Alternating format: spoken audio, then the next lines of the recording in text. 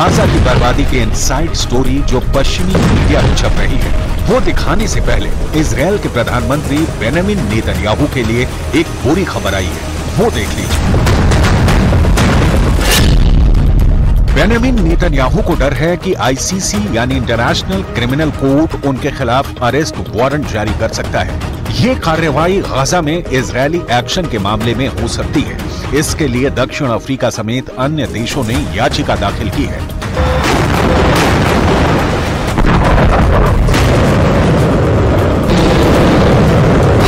इसके पहले आईसीसी ने रूस के राष्ट्रपति व्लादिमीर पुतिन के खिलाफ अरेस्ट वारंट जारी किया था। पुतिन पर आरोप है कि वो यूक्रेनी बच्चों को अवैध तरीके से रूस लेकर आए। आईसीसी के इस कदम की तुलना टॉयलेट पेपर से करते हुए रूसी अधिकारियों ने इसे बेकार बता दिया था और पुतिन ने यूक्रेन पर हमला बंद करने की जगह और बढ़ा दी।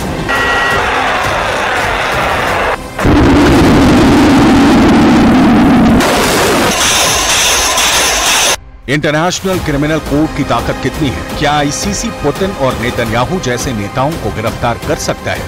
इसकी डिटेल आपको आगे दिखाएंगे, लेकिन उसके पहले नेतन्याहू के नए इरादे देख लीजिए। नेतन्याहू ने कहा है कि मेरे नेतृत्व में इजरायल अपनी आत्मरक्षा और अधिकार को कमजोर नहीं होने देगा। इंटरनेशनल क्रिमिनल कोर्ट के किसी भी प्रयास को हम कभी स्वीकार नहीं करेंगे। मध्य पूर्व एकमात्र लोकतंत्र और दुनिया के एकमात्र यहूदी देश के सैनिक और अधिकारियों को गिरफ्तार करने की धमकी अपमानजनक है। हम इसके आगे नहीं झुकेंगे। नरसंहार करने वाले आतंकवादियों के खिलाफ हमारी लड़ाई जारी रहेगी। हम अपनी रक्षा करना कभी बंद नहीं करेंगे।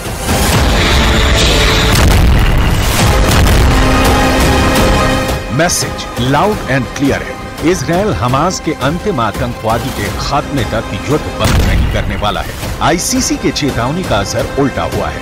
कयास लगाए जा रहे हैं कि आईसीसी के फैसले से होने वाले दबाव से ध्यान हटाने के लिए इजरायल कोई बड़ी कार्रवाई कर सकता है। ये ध्यान देने वाली बात है कि कुछ दिनों पहले ही नेतन्याहू ने ब्रिटेन और जर्मनी के विदेश मंत्रियों से मुलाकात की थी। इस मामले में मदद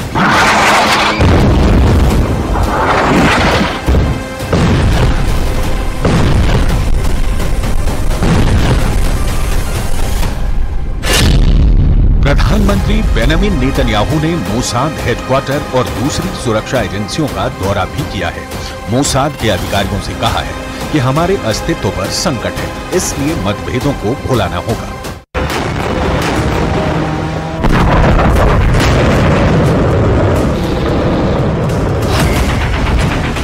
मतलब इजरायल ने गाजा को नेस्तोनाबूद करने के लिए एक और सीक्रेट प्लान की तैयारी कर ली है। रफा में लगातार इजरायली हमले इसकी बानगी। इजरायली प्रधानमंत्री बेंजामिन नेतन्याहू पर इंटरनेशनल क्रिमिनल कोर्ट का कोई असर नहीं है। लिहाजा ये समझना बहुत जरूरी है कि क्या आईसीसी के पास ऐसी कोई ताकत नहीं है कि वो इजरायल के खिलाफ कार्रवाई कर सके।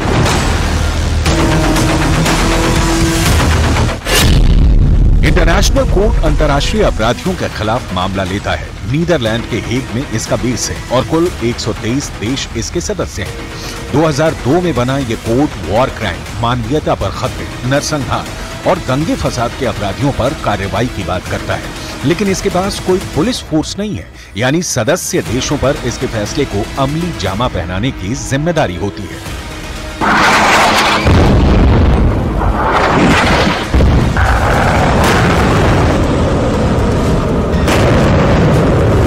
आईसीसी ने प्रक्रिया तो शुरू कर दी है, लेकिन यह लगभग असंभव है कि इंटरनेशनल कोर्ट नेतन्याहू पर हाथ डाल सके। अपने लगभग 24 साल के इतिहास में ऐसा कोई भी मामला नहीं जिसमें इसने किसी देश के नेता या ताकतवर शख्स के खिलाफ कार्रवाई की हो।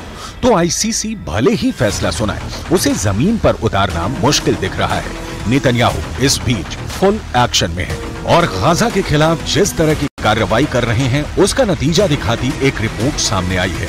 इजरायल के गाजा में जारी हमलों से किस तरह का नुकसान हुआ है, इस पर संयुक्त राष्ट्र के एक शीर्ष खनन अधिकारी ने बड़ा दावा किया है।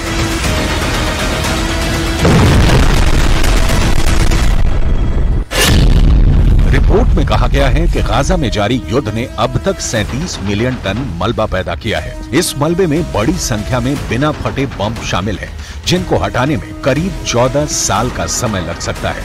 गाजा में प्रति वर्ग मीटर जमीन पर औसतन 300 किलो मलबा है। द गार्डियन की रिपोर्ट के मुताबिक गाजा में इस वक्त मलबे की जो स्थिति है उसे 100 ट्रकों के साथ हटाने का काम किया जाएगा तो इसमें 14 साल लग सकता है।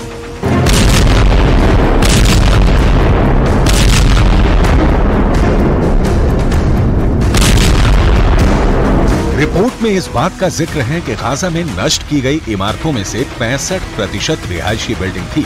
तबाही की ऐसी शक्ल सूरत डराने वाली है। ये हाल तब है जब इजराइल गाजा पर नए हमले की तैयारी में जुटा है। मतलब 7 अक्टूबर को जब युद्ध की शुरुआत हुई थी तब से लेकर अब तक यानी 7 महीनों में जितना बारूद बरसाया गया है उससे पैदा हुए मलबे को हटाने में ही 14 वर्ष लग जाएंगे, जबकि अभी युद्ध जारी है और इसकी समाप्ति की अभी कोई तारीख तय नहीं है। गाजा के स्वास्थ्य विभाग के मुताबिक 7 महीनों में इजरायली हमलों में 34,000 फिलिस्तीनी मारे गए हैं, जिसमें से अधिकांश महिलाएं और बच्चे हैं। इजरायल ने 7 अक्टूबर के हमले के जवाब में युद्ध शुरू किया, जब हमास ने 1200 लोगों को मार डाला और 250 को बंधक बना लिया। तब से लेकर आज तक गाजा दहल रहा है।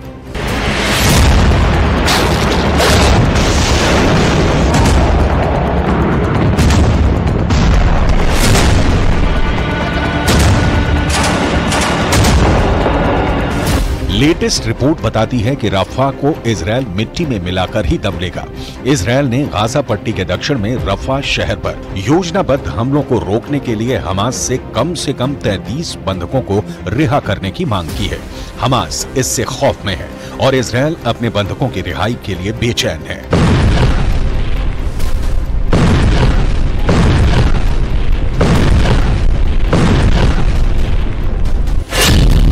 लेकिन इस बीच एक तीसरा देश मिस्र है, जिसे डर है कि रफा क्षेत्र पर हमले से नागरिक तबाही होगी। मिस्र में बड़ी संख्या में शरणार्थियों का पलायन होगा, क्योंकि रफा मिस्र के सिनाई क्षेत्र से सटा है। मिस्र के राष्ट्रपति काहिरा में अमेरिकी विदेश मंत्री एंटनी ब्लिंकन को रफा को लेकर चिंता जताई थी, लेकिन ये दिखता नहीं है कि इजरायल किसी दबाव में झुकने वाला है। मिस्र इस कोशिश में है कि हमास पर दबाव बनाया जाए, लेकिन हमास इसके लिए 2 नेशन थ्योरी की स्वीकृति का राग अलाप रहा है, जो इजरायल को कतई कबूल नहीं होने वाला। नतीजा है कि इजरायल गाजा को मिटा रहा है।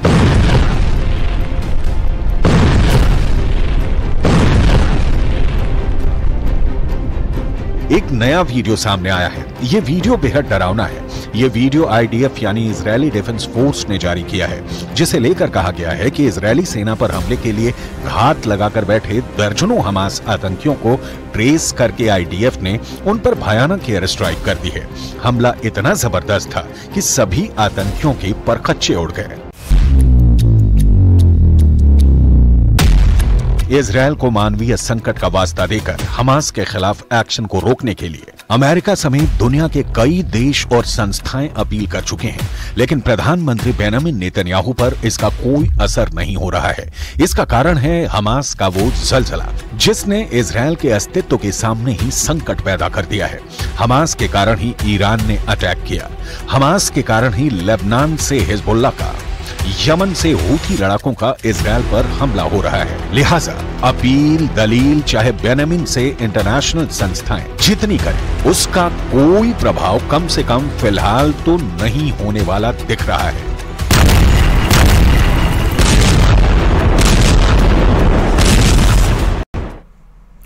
बेशक इजरायली सेना एक के बाद एक बड़े हमले कर रही है, लेकिन ये सच है कि हिजबुल्लाह इजरायल के खूनी हमलों के सामने जरा भी झुकने को तैयार नहीं। और यही वजह है कि हिजबुल्लाह ने दक्षिणी इजरायल पर इतना भीषण रॉकेट हमला किया कि इजरायल की हालत खराब हो गई।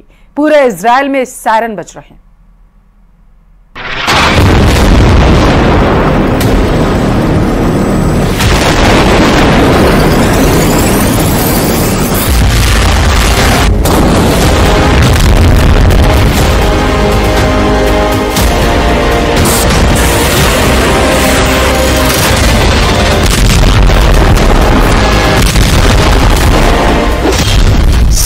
अक्टूबर जैसा खूनी हमला, हिजबुल्लाह का रॉकेट युद्ध।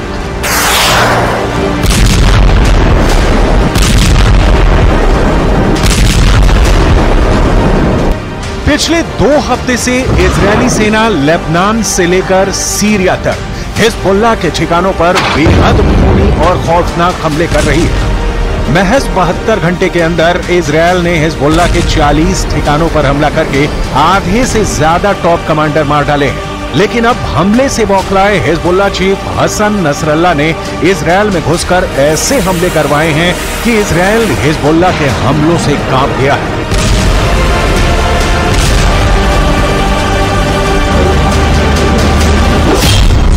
इजरायली मीडिया ने खुद माना है कि हिजबुल्लाह के लड़ाकों ने इजरायल पर रॉकेटों से भीषण हमला किया है।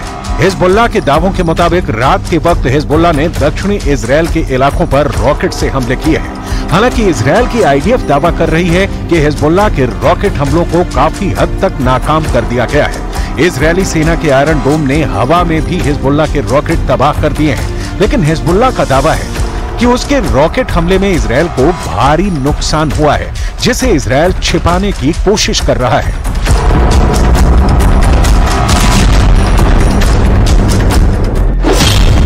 खौफ में इजरायल 40 हमलों का बदला।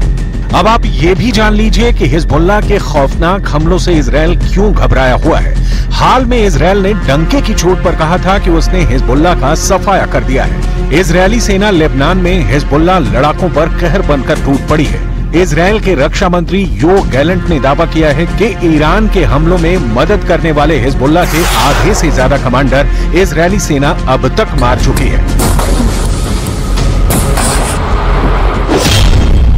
इजरायल के रक्षा मंत्री योव गैलेंट के मुताबिक इजरायल की आईडीएफ ने दक्षिणी लेबनान में हिजबुल्लाह के कमांड सेंटर को निशाना बनाया है। कुछ दावों के मुताबिक कमांड सेंटर में हिजबुल्लाह के टॉप कमांडर मौजूद थे, जिन पर इजरायल ने पहले मिसाइलों से हमले किए और फिर फाइटर जेट से हिजबुल्लाह के ठिकानों पर हमले किए हैं। इजरायल का दावा है कि इजरायल के इस हमले में आधे से ज्यादा हिजबुल्लाह के टॉप कमांडर मारे जा चुके हैं। ये वो कमांडर थे जो लगातार ईरान की मदद इजरायल पर हमला करने में कर रहे थे। दक्षिणी लेबनान में इजरायल के इस बेहद खूनी हमले से ईरान, हूथी और हमास बुरी तरह बौखला गए हैं।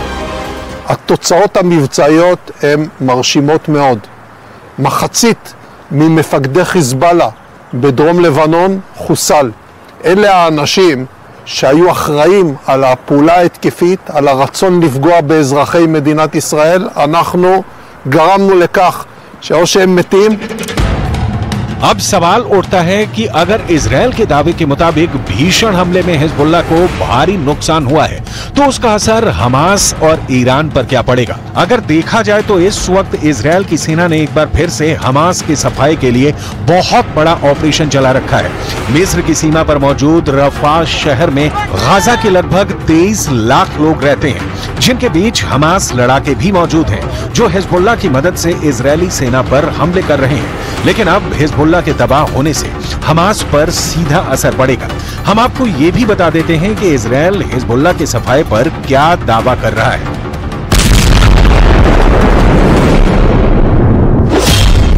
इजरायल के रक्षा मंत्री योव गैलेंट के दावों के मुताबिक आईडीएफ ने दक्षिणी लेबनान में हिजबुल्लाह के ठिकानों पर हमला किया है।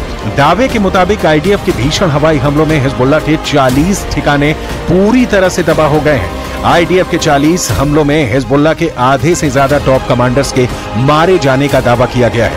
आईडीएफ का यह हमला ऐता अल शाब के पास किया गया है। ऐता अल शाब और आसपास के गांवों पर 13 से ज्यादा हवाई हमले इजरायली सेना ने किए हैं, जिसमें हिजबुल्लाह के स्टोरेज और हथियारों की फैसिलिटी को भी निशाना बनाया गया है। इजरायली सेना का दावा है कि हिजबुल्लाह ने उन इंफ्रास्ट्रक्चर को तबाह किया है जहां से इजरायल पर हमला करने की तैयारी चल रही थी। इधर हिजबुल्लाह ने दावा किया है कि उसने इजरायल से बदला लेने के लिए उत्तरी इजरायल के सीमावर्ती गांवों पर दर्जनों कत्यूशा रॉकेट दागे हैं।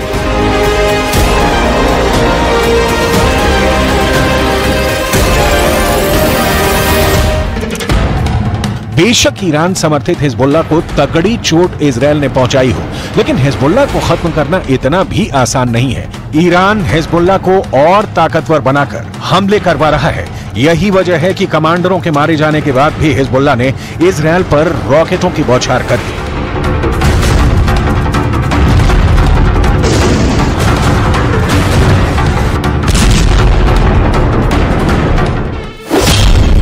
हिजबुल्लाह ने दक्षिणी इजरायल पर रॉकेटों की बौछार करके इजरायल से बदला लिया है। हिजबुल्लाह के दावों के मुताबिक उसने 30 से ज्यादा रॉकेट दक्षिणी इजराइल पर दागे हैं। दावा तो यहां तक किया गया है कि हिजबुल्लाह के लड़ाकों ने दक्षिणी इजराइल पर हमला करने के लिए कत्यूशा रॉकेट का इस्तेमाल किया है। हिजबुल्लाह का रॉकेट हमला इजराइल से अपने कमांडरों की मौत का बदला माना जा रहा है। हिजबुल्लाह चीफ हसन नसरल्लाह ने धमकी देते हुए कहा है कि अभी हमने अपना मुख्य हथियार नहीं निकाला है, जिस दिन निकालेंगे इजराइल का विनाश हो जाएगा।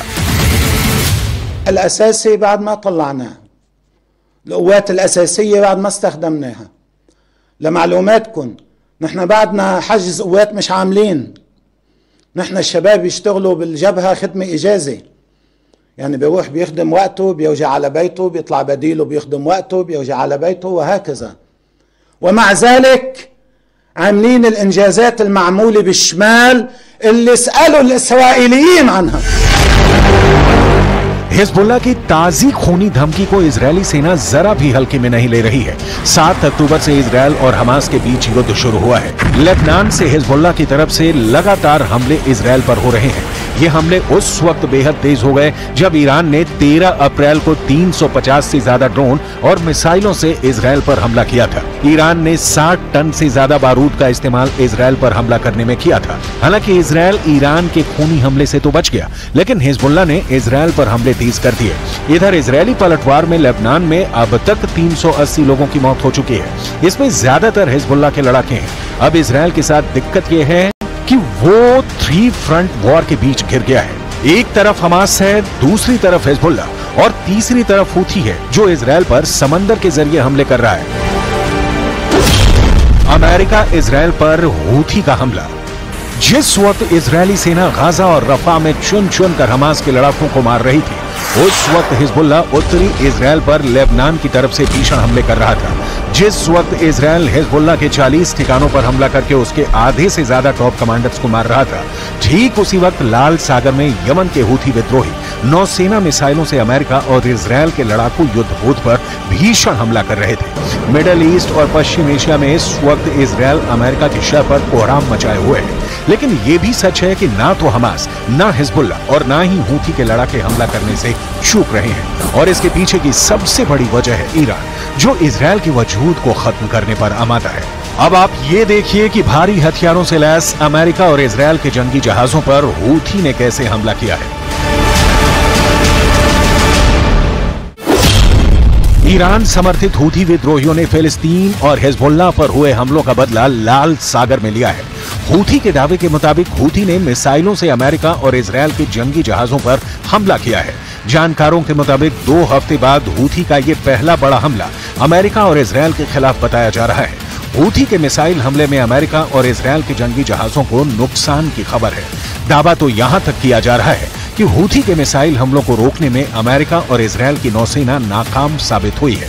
हूथी के इस हमले ने साबित कर दिया है कि ईरान समर्थित हूथी मिडिल ईस्ट और पश्चिम एशिया में इजरायल और पश्चिमी देशों के लिए बड़ा खतरा बन चुका है। हमास और हिजबुल्लाह के लड़ाके जहां जमीन के जरिए ज्यादा हमले कर रहे हैं, तो वहीं हूथी विद्रोही समंदर के रास्ते हमले कर रहे हैं। यही वजह है कि अमेरिका और ब्रिटेन ने मिलकर यमन में हूथी विद्रोहियों पर पिछले 3 से 4 महीने में कई दर्जन भयानक हवाई हमले किए हैं। हूथी विद्रोहियों का आरोप है कि अमेरिका और ब्रिटेन ने मिलकर यमन के करीब 424 ठिकानों पर हवाई हमले किए हैं, जिसमें कई दर्जन लोग मारे गए हैं। यही वजह है कि अब हूथी विद्रोहियों ने हमले तेज कर दिए हैं।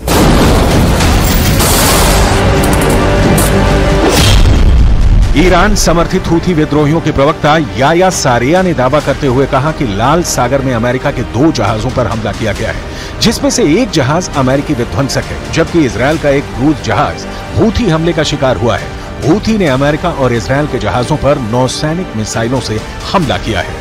हूथी के दावे के मुताबिक उसके हमले में अमेरिकी जहाज मैस यॉर्कटाउन, अदन की खाड़ी में एक अमेरिकी विध्वंसक और हिंद महासागर में इजरायली जहाज MSC वेराक्रूज को निशाना बनाया गया है। نفذت القوات البحرية في القوات المسلحة اليمنية عملية عسكرية استهدفت سفينة ميرسك يورك تاون الأمريكية في خليج عدن بعدد من الصواريخ البحرية المناسبة، وكانت الإصابة دقيقة بفضل الله.